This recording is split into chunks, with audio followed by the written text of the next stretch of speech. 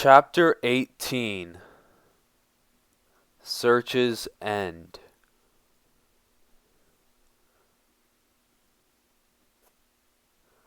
Monday, April 4th to Wednesday, May 11th,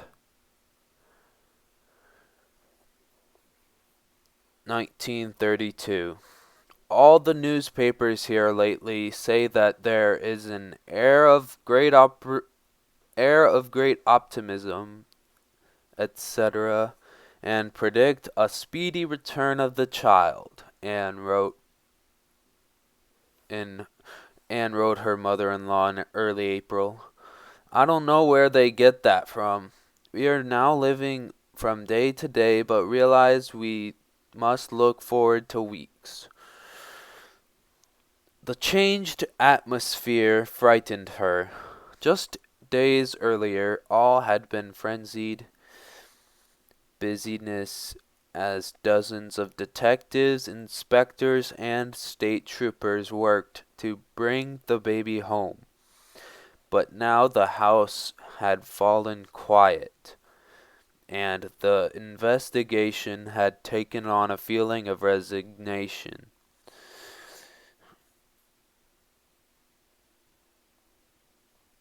The switchboard in the garage was still operative, but received less than 100 calls per day.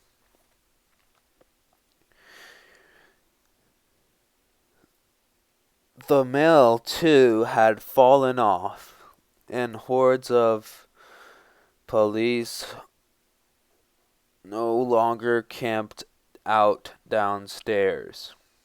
The few troopers who remained had made a shooting range in the woods behind the house to pass the time.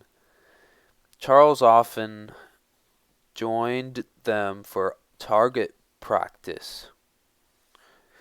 They were starting over, and realized, but with a worse start than we had 6 weeks ago.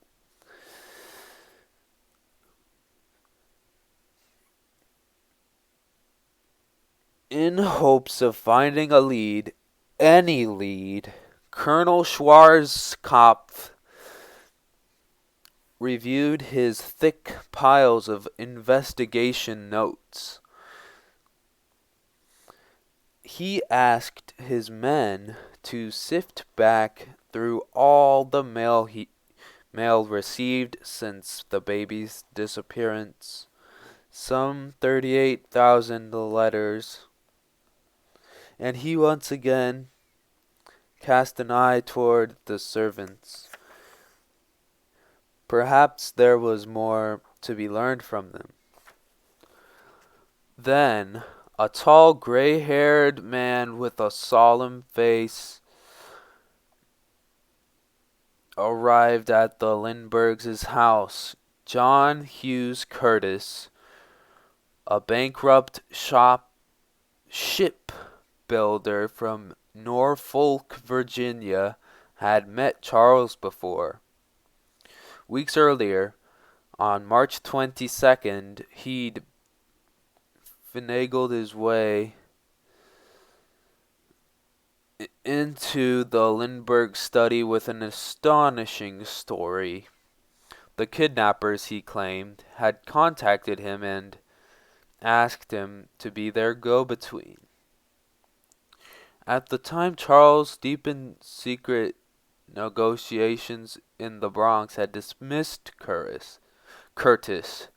But now here he stood once more with an updated version of his story. Charles led him into his study, then asked Schwarzkopf and Keaton to join them. All three men listened intently as Curtis told how he'd continued to be in contact with the kidnapping gang. He claimed it was the same gang Charles had paid off earlier. After the ransom drop, however, the kidnappers had gotten scared. What if Lindbergh brought the cops when he collected the baby. They decided to lie low for a while, but now they were ready to keep their end of the bargain, and they still wanted the shipbuilder as their new go-between, particularly since they wanted to hand over the baby at a remote at sea location. Schwarzkopf and Keaton didn't believe a word of Curtis's story, but Charles changed his mind. What other leads were there?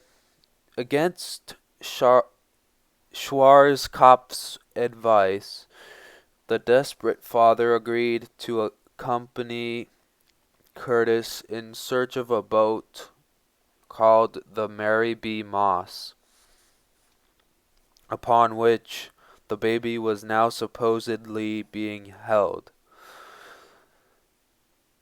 For the next 2 weeks, the men battled storms and high seas off the coast of Virginia, but they didn't find the Mary B. Moss. Curtis's explanations for this were complicated and detailed.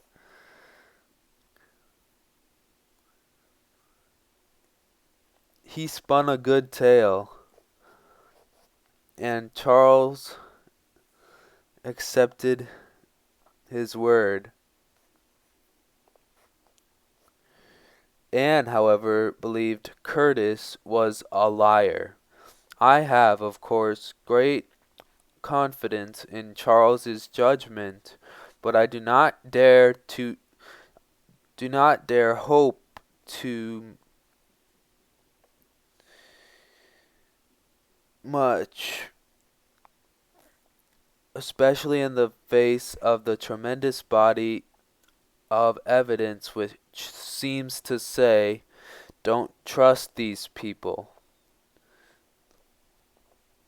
On May 7th, Curtis relayed a message he claimed to have received from the kidnappers.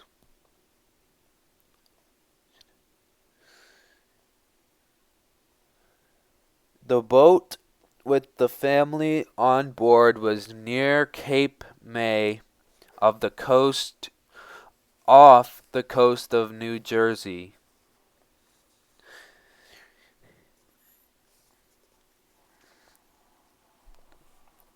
The gang had agreed to rendezvous at a spot called 5 Fathom Bank in 2 days' time. There they'd hand over the child. Elated, Charles chartered a boat sturdy enough for the rougher northern waters, an 85-foot ketch named the Cachalot. Then he and Curtis sailed toward the rendezvous point. So certain was Charles of retrieving his son that he'd arranged a radio code to send Schwarzkopf when he had the boy safely in his arms. But after 6 hours of crisscrossing the spot in rising wind and mounting seas, the two men turned back. It was obvious the rendezvous had failed. Curtis went ashore ostensibly to find out what had gone wrong, while Charles stayed aboard the rocking ship.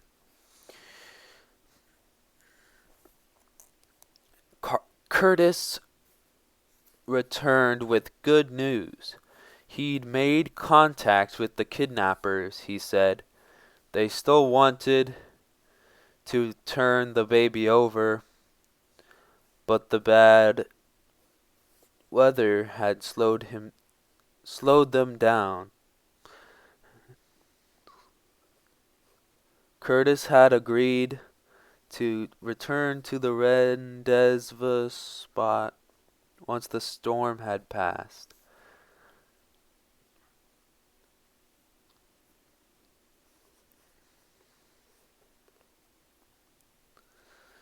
It took almost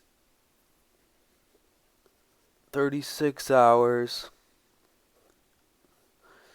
for the wind to die down enough for the cachalot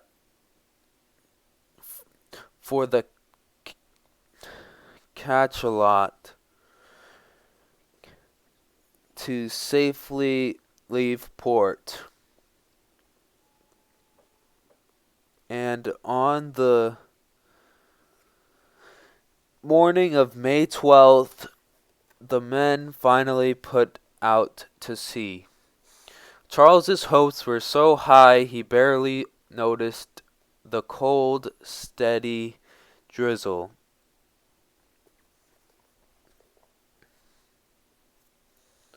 Thursday, May 12th, 1932. The windshield wipers on William Allen's pickup truck beat rhythmically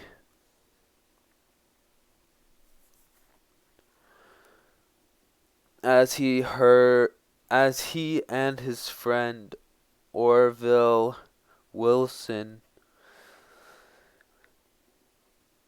drove along the road that wound past the Lindbergh place. It was 3:15 in the afternoon, and they were 2 miles from the house when Allen pulled over.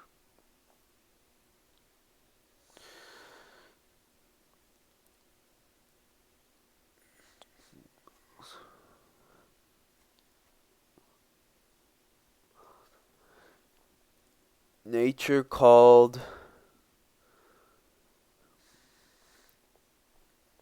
So after scrambling through thick brush, he ducked under a low-hanging branch and stopped in his tracks.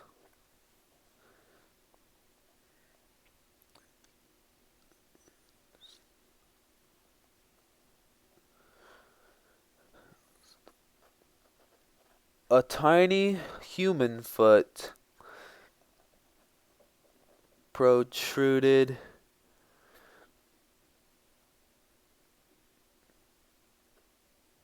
from a drift of rotting leaves and dirt.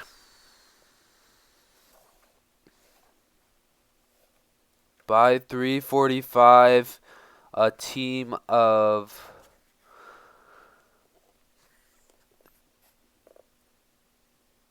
police officers and detectives stood over the gravesite, if one could call it that. It really wasn't a grave, County Coroner Walter Swayze noted. Coroner Walter Swayze noted.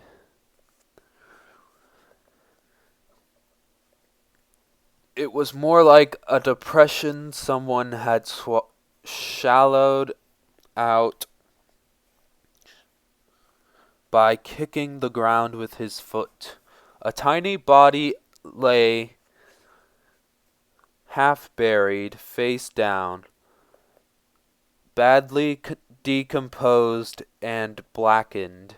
It was missing its left leg from the knee down, as well as the right arm from below the elbow and the left hand.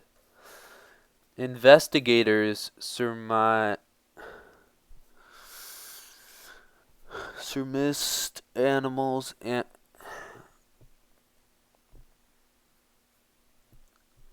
investigators surmised animal investigators surmised animals had eaten them.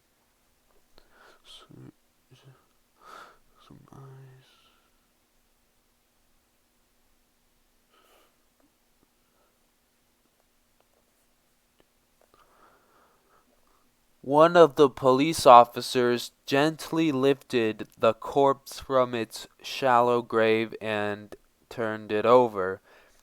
Despite the body's bad shape, there was still enough of the face for them to recognize the baby.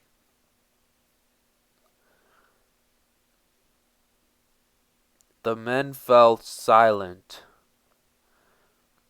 The only sound was the pattering of cold rain as they gazed down at the curly golden hair, the high, prominent forehead,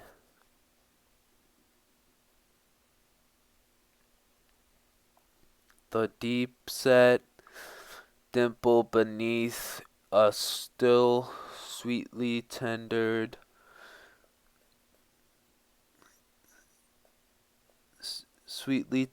lower lip. One of the officers choked back a sob as Inspector Harry Walsh knelt down for a closer look at the shreds of cloth clinging to the body.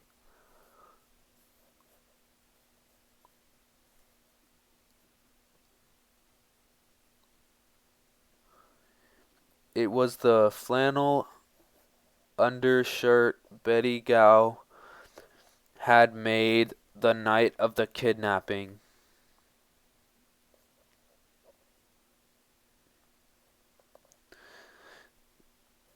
The search for the Lindbergh baby was over.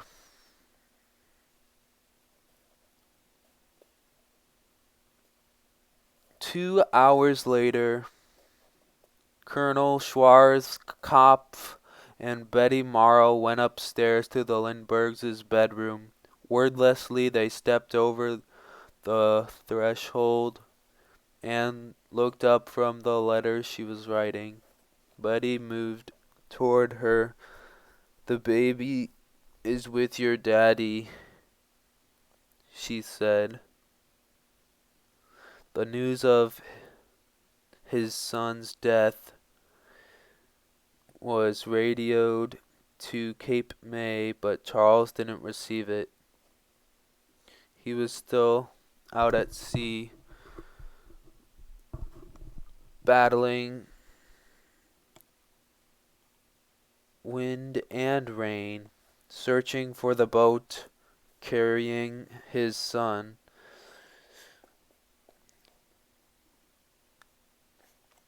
In his New York office, Henry Breckenridge paced the floor. Soon the whole world would know that the Lindbergh baby was dead. What a terrible irony. If this happened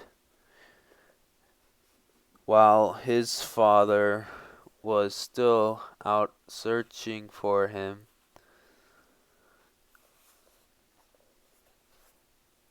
Breckenridge picked up the telephone.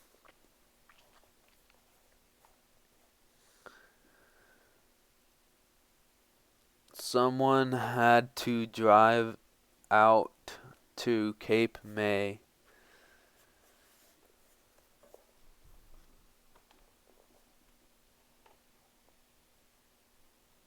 Within minutes, Lieutenant George Richard of the Norfolk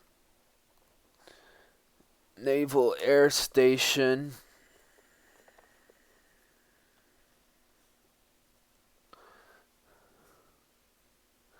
along with businessman E.B. Bruce, had been dispatched to deliver the news.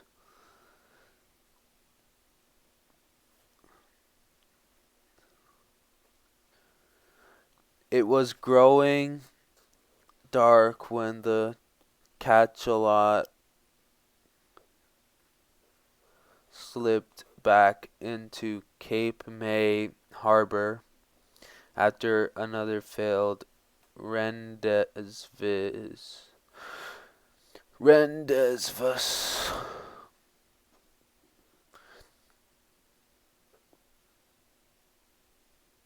Charles was disappointed but not discouraged. Tomorrow it would happen. He was sure of it. Tomorrow he'd have his son back. He was on board, doing his usual chores when Bruce and Richard approached. "Colonel," said Bruce, "I've a message for you. They have found the baby." "Found?"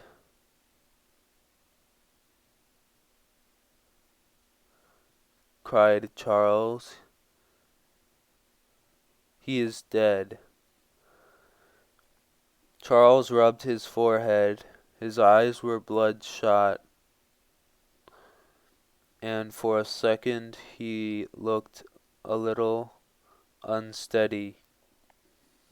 Then he glanced around the cabin. "I'm going home," was all he said. Alone he drove through the darkness toward Hopewell. Meanwhile, the baby's body arrived at Swayze and Margerum.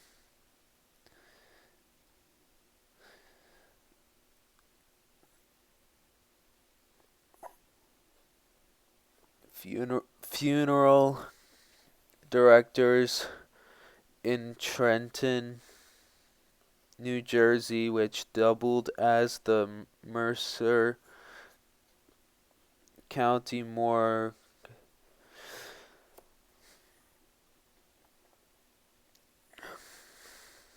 Investigators had spent the previous hours collecting evidence, photographing the corpse, and methodically shifting through the surrounding underbrush. They found a burlap bag with several strands of golden hair stuck to it. Bits of the baby's clothing. A tiny toenail and 4 delicate metatarsal bones from his left foot. The little body was laid on the stainless steel autopsy table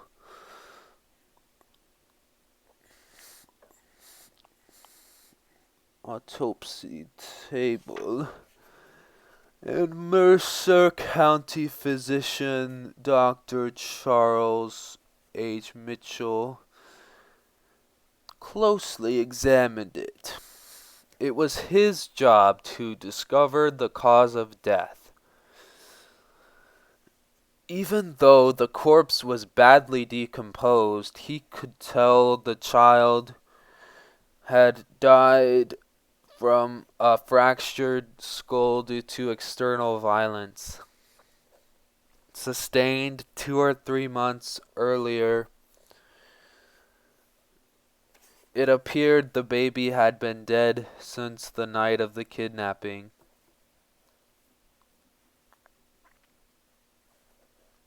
Charles arrived home at 2 in the morning. He found Anne in bed, weeping uncontrollably, her body jerking with spasms of emotion. Memories of Charlie flooded over her. Every incident, every act, every word. Each one brought more grief, more tears. Sitting beside her in a chair, Charles stayed with her that long night. He didn't sleep, just watched her. He said almost nothing. He didn't shed a tear.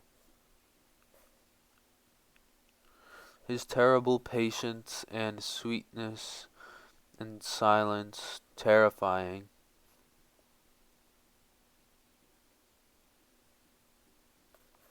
Anne wrote in her diary the next day. His grief, she knew, was deep and roaring, but he could not express his emotions even now.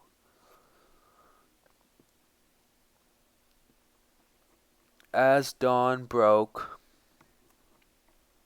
he touched her head and said, he touched her hand and said, I hoped so I would bring that baby back.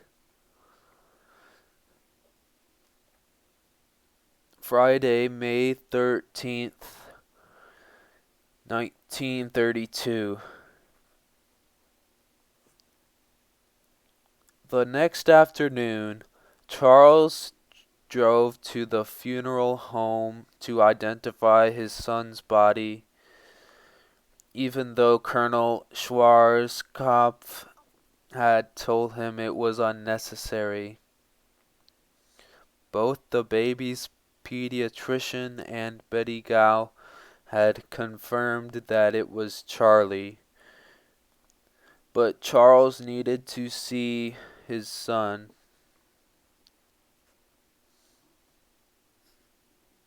It was the last thing he could do for Buster.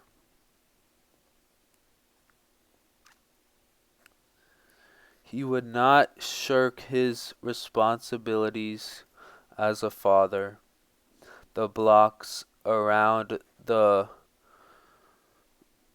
funeral home had a carnival atmosphere. Onlookers packed the streets, and vendors sold hot dogs and souvenirs. The night before, while Charles was en route from Cape May, a press photographer had somehow gotten into the morgue and taken pictures of the dead baby.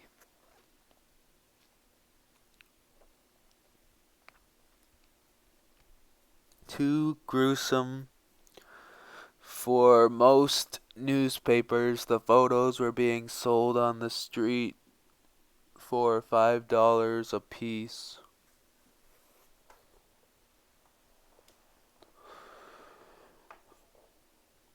Deeply wounded, his privacy violated,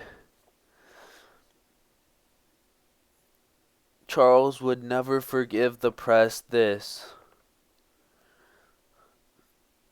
To avoid the crowds, he drove around to the back door and went inside accompanied by Colonel Schwarzkopf. There lay the little body. Charles nodded, and the coroner's assistant pulled back the sheet. What did Charles feel as he gazed down at the pitiful remains of his baby? His stone-faced expression provided no clues. Bending over the body,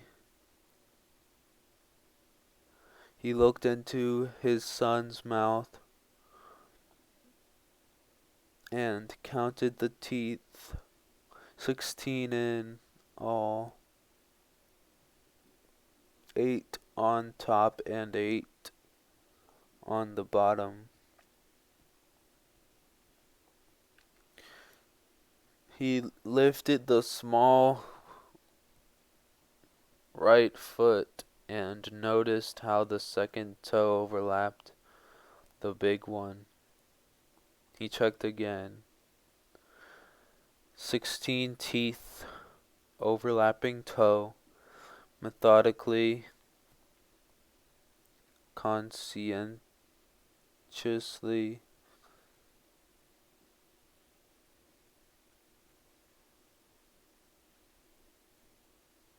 He would not allow grief to cloud his judgment. Only the truth could comfort him now.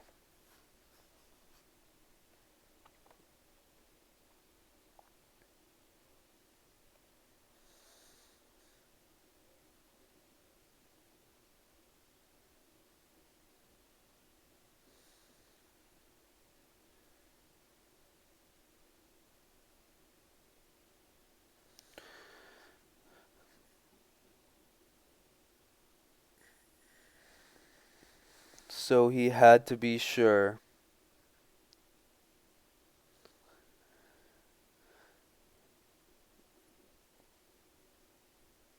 It was, his daughter Reeve wrote many years later, the truest and the most intimate measure of the father he was. 16 teeth, overlapping toe. At last he straightened. Turning from the table, he walked into the adjoining room where the county prosecutor waited. I am perfectly satisfied that it is my child, he said.